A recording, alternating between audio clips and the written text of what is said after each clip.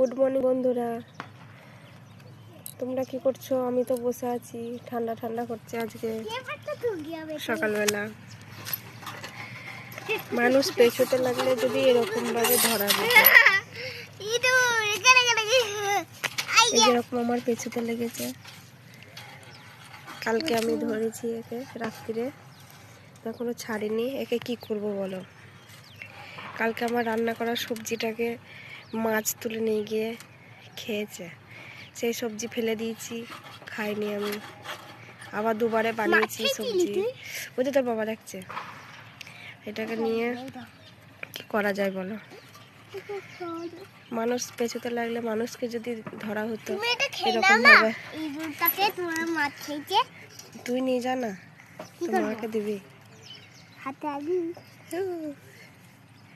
কি করা যায় একে?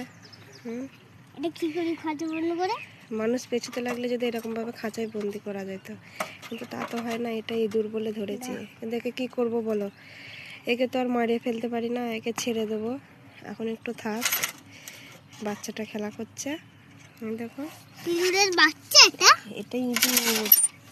ইঁদুরের বাচ্চা? হ্যাঁ, খুব পরেশানি করে। চলো রাখছি, টাটা। কমেন্টে জানাবে একে কি করা।